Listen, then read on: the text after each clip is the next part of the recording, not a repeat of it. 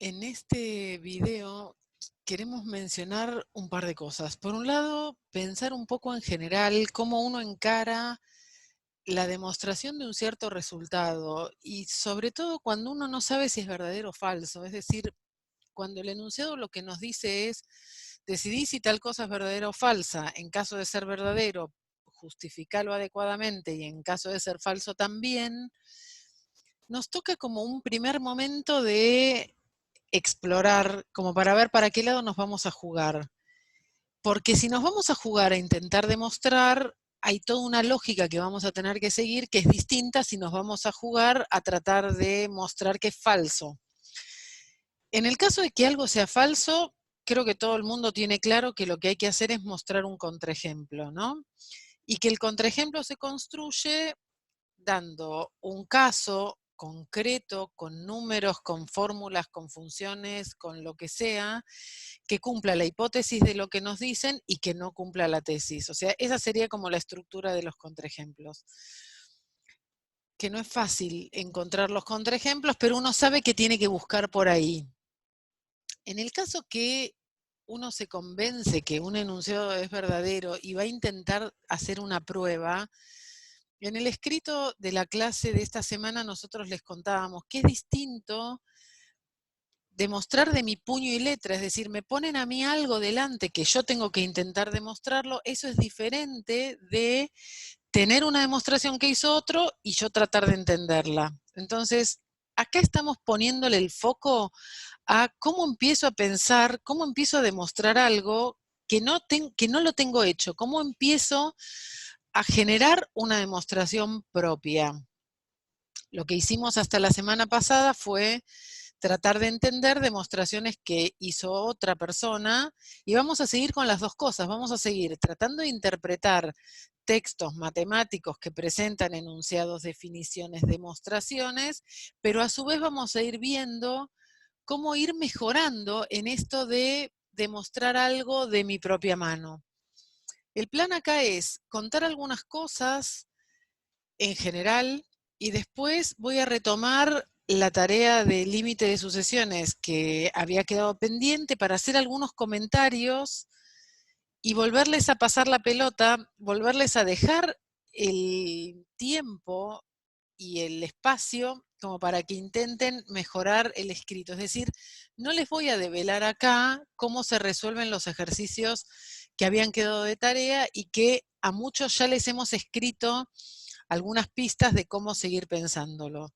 Por un lado hay que tratar de entender muy finamente los enunciados, es decir, tratar de entender exactamente lo que dicen. Y ahora voy a dar un ejemplo con la primera de las tareas que quedó pendiente.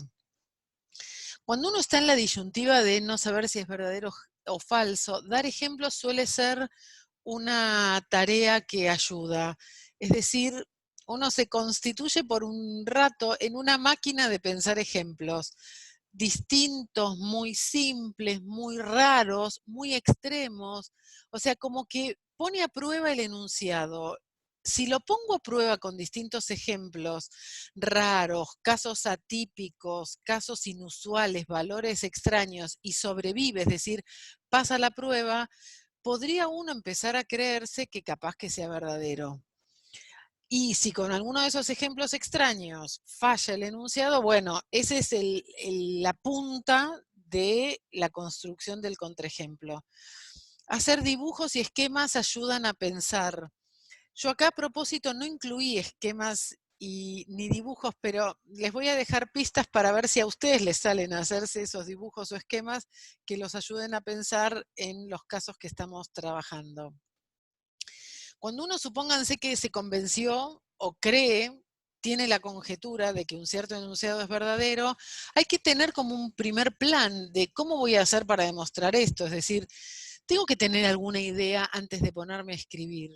Esa idea en borrador suele salir imprecisa inicialmente, pero uno dice, bueno, voy a tratar de usar tal resultado, copiar tal demostración ajustándola a los datos que tengo, quiero ver si puedo usar tal teorema, entonces voy a ver cómo pongo las condiciones o chequeo las condiciones, o sea, tengo mínimamente un plan.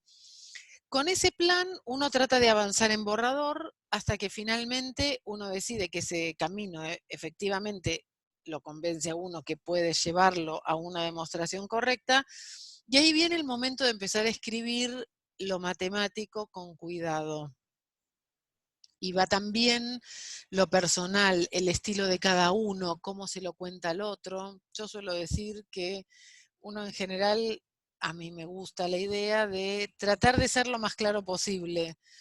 Es decir, trato de ser lo más claro posible al escribir para que al otro se le facilite entenderme. Eso creo que suele ser lo que mejor nos podría pasar, que al otro le resulte claro cuando lee, entender lo que le estoy poniendo. Y bueno, uno escribe en símbolos, cuida que lo escrito describa la idea y cuida la escritura simbólica, y después viene todo un pulido en la redacción para ver que no falten conectores, que los conectores sean correctos, que no falten cuantificadores, que todos los objetos matemáticos estén presentados antes, bueno, y finalmente uno termina. Y se lo pasa al otro y el otro le dice cómo lo ve, si eventualmente considera que habría algo que se podría mejorar. ¿Qué pasó con la tarea sobre límites? Vamos a hablar de estas cosas que acabo de decir ahora pensando en esta tarea. Por un lado, había escritos, había oraciones que estaban escritas de manera un tanto informal y que ustedes tenían la tarea de intentar formularlas con precisión. Una de ellas era esta que dice: cuando aumenta n, los valores de a sub n están cada vez más cerca de L. Muchos de ustedes interpretaron esto como que cuando aumenta que cuando aumenta n, lo digo mejor, a sub n tiende a L. Eso no es exactamente lo que dice acá. Lo que dice es que cuando la n aumenta, los valores están más cerca de L. Entonces, hay que ver en esto del tener cuidado con... Ahora voy a escribir esto, digo, esto simplemente me toca escribirlo en símbolos, ¿está bien? Todavía no entra en juego la validez de nada, es solamente escribir esto en símbolos. Me dijeron esta frase, yo voy a tratar de escribirla en símbolos. Tendríamos que saber cómo hacer para escribir que n aumenta, donde n son naturales, entonces eso no es tan complicado. Si tengo un n, yo sé cómo hacer un n más grande, cómo tomar un natural más grande que este n. Ahora, ¿qué quiere decir que los valores de a sub n están cada vez más cerca? Nosotros sabemos el concepto de distancia, ¿y qué querría decir estar cerca de L? La distancia entre a sub n y L, nosotros sabemos escribirla matemáticamente. Van a tener que introducir la notación de módulo. Ahora, si tengo la distancia entre a sub n y L escrita con módulo y la distancia entre otro a sub n con un n más grande que el n, la distancia entre ese otro a sub n y L, tengo que poder decir cuál es más grande entre esas distancias y cuál es más chica para poder decir que los valores de a sub n están más cerca de L. ¿Se dan cuenta? Hay una comparación que hacer. Va a estar involucrado el concepto de distancia con módulo. Que ustedes saben cómo tomar n cada vez más grandes, porque n es natural, y van a tener que comparar esas distancias. Esa es mi pista para el primer ítem. Sin hablar de demostrar nada, solamente estamos hablando de escribir en símbolos. Una pista para el segundo. La distancia de a sub n a L tiende a 0, cuando n tiende a infinito. Todo esto lo van a tener que poder escribir como un límite. Ahora, ¿el límite de qué? Seguro el límite cuando n tiende a infinito. Ahora, ¿de qué cosa el límite? Y ahí hay que ver lo que me dice. Me dice la distancia de n a L. Entonces tengo que volver a recurrir al concepto de distancia entre a sub n y L, y esa distancia es la que tiende a 0 cuando n tiende a infinito. Un límite. que use el concepto de distancia de A sub n a L y que ese límite sea 0. Ahí fue mi pista. Para la escritura formal del segundo. Ahora viene el momento, o les va a tocar el momento de decir si esto es o no verdadero. Vamos al primero, al ítem B. Acá, bueno, lo que quedó en el recuadro era lo que estaba pedido, que es justificar si lo que está escrito es o no verdadero, si es falso dar un contraejemplo, si es verdadero probarlo. Y como en todas está involucrado el concepto del límite de A sub n, que es L, está involucrado eso en cada una de las afirmaciones, pero hay solo una implicación en cada ítem. Lo que pide acá este último punto es, si acaso alguno de los ítems fuera verdadero, ustedes tendrían demostrada una de las dos implicaciones que vincula el límite de la sucesión a sub n con resultado L y otra de las frases que estaban arriba. Lo que les quedaría saber, lo que le quedaría hacer para saber si equivale alguno de estos enunciados al límite es probar la otra implicación, que solo lo tendrían que hacer si acaso esta les da verdadera. Si esta no les da verdadera y les resulta falso, si alguno de estos ítems, el B o el F, de por sí es falso, no tiene sentido que se pongan a mirar la otra implicación, porque ya no va a ser equivalente con que L es el límite de la sucesión a sub n. No sé si habrá quedado claro, espero que sí. ¿Alguna pista? En el primero, si todo funcionó bien y lograron escribir con precisión lo que está en el antecedente, es decir, lo que está hasta antes de la implicación, habrán visto que no les queda lo mismo que el concepto de límite, no les queda lo mismo que el límite de A sub n sea L. Entonces, ahí lo que les diría es, dense ejemplos de sucesiones que tengan los términos cada vez más cercanos a un valor y traten de ver si no pueden encontrar alguna sucesión que efectivamente tenga los términos cada vez más cerca de un valor, pero que ese valor no sea el límite.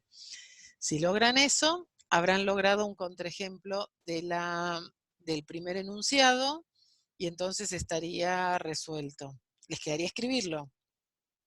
Si no logran, y por más que dan ejemplos de sucesiones con valores de la sucesión cada vez más cercanos a un cierto número y ese número siempre resulta ser el límite, bueno, se van a tratar de jugar por probar que esto es verdadero.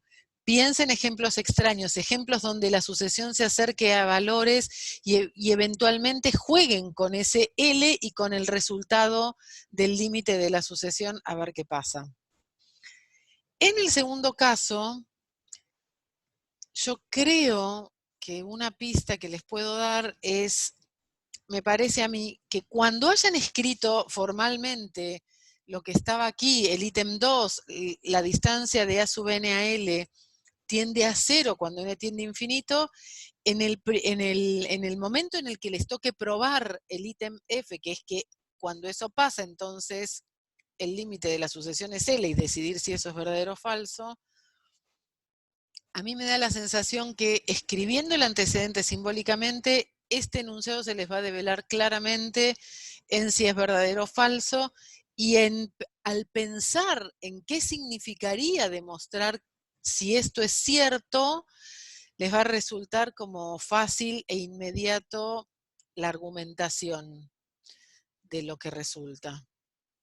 Estoy dando pistas, así que no estoy diciendo cosas como para que salgan a escribir lo que digo y que con eso les quede resuelto.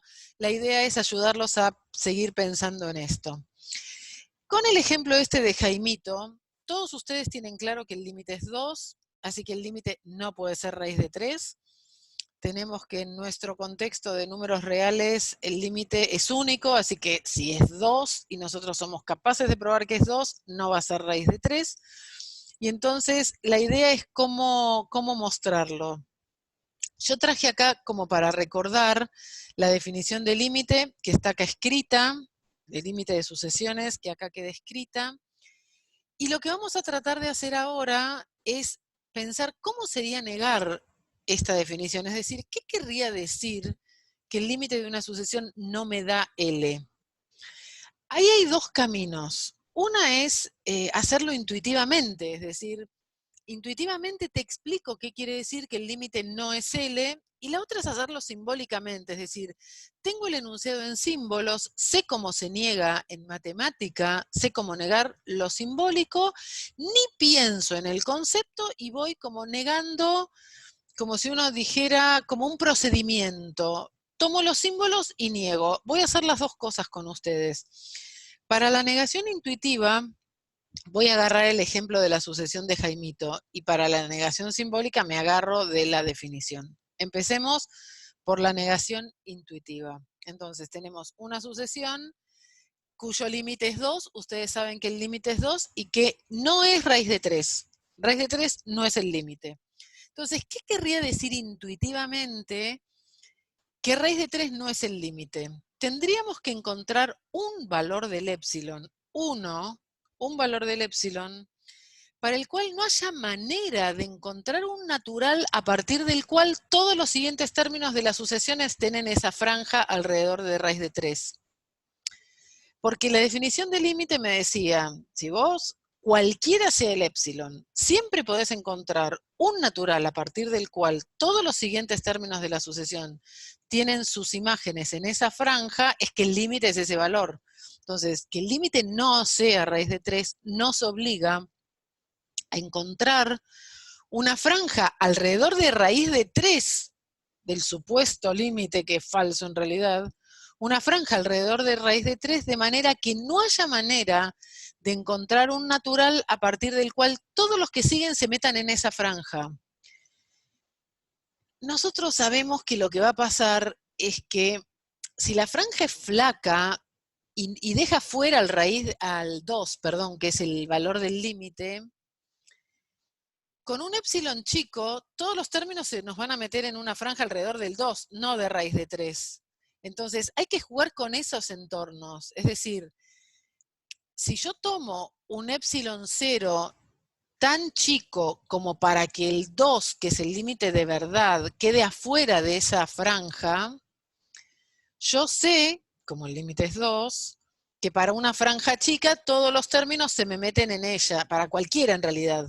Pero si la franja es de un diámetro, de un radio chico, que deja fuera al raíz de 3 más el épsilon 0 y menos el épsilon 0, todos los valores se van a meter en la franja alrededor del 2. Entonces va a pasar esto que nosotros necesitamos, que es que no haya forma de que haya un natural a partir del cual todos los valores, los siguientes términos de la sucesión estén en esa franja alrededor de raíz de 3.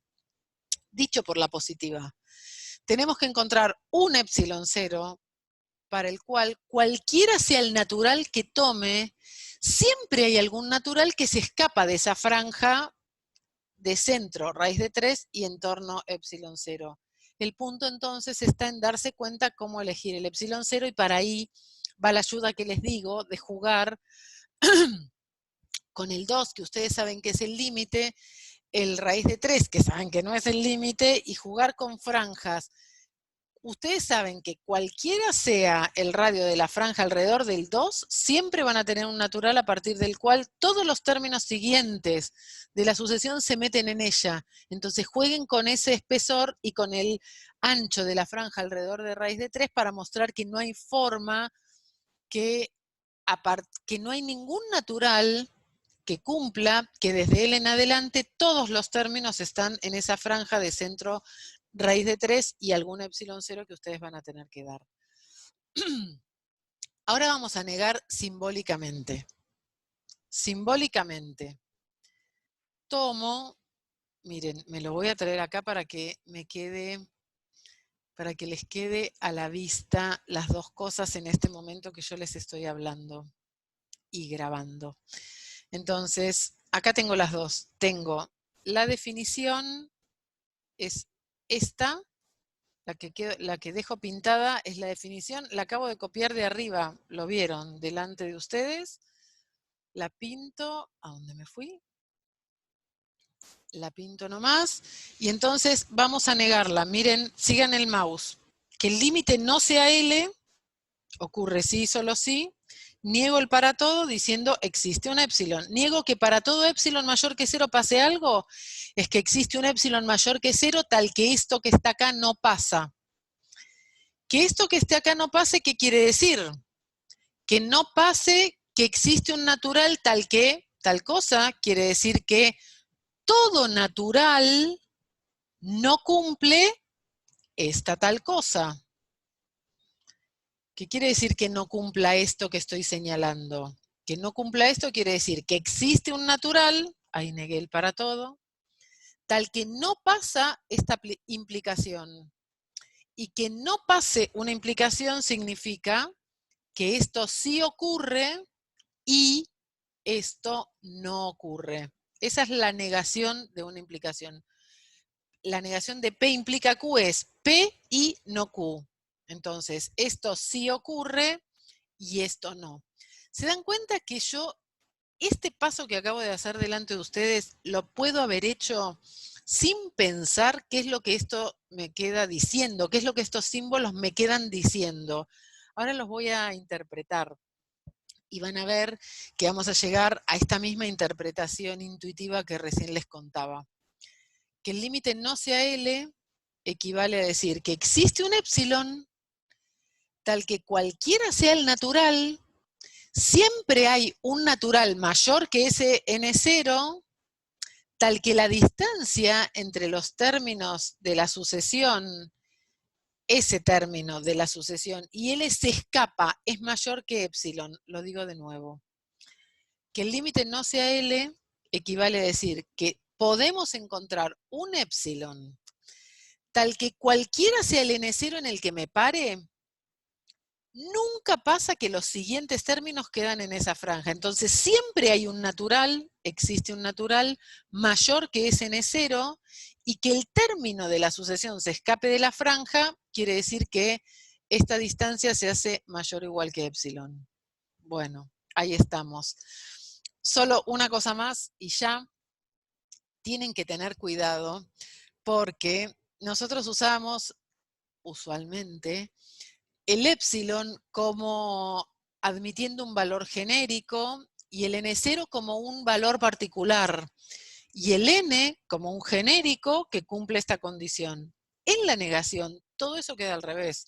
O sea, el épsilon es uno súper particular, por eso yo arriba le puse épsilon 0, y este N0, que es para cualquiera, tiene de nuevo una carga de generalidad, como antes el N. Y este existe N va a ser uno particular. ¿Se dan cuenta que al invertir, lo que antes era general ahora es particular? Y eso, la notación suele confundir porque uno está muy acostumbrado a que si estoy hablando del N es uno cualquiera, si estoy hablando de un N0 es uno particular, y acá eso está completamente invertido. Bueno, espero que esto les dé una ayuda para volver a pensar en esas consignas de la tarea de sucesiones. Esperemos que así sea y ya nos vamos a enterar.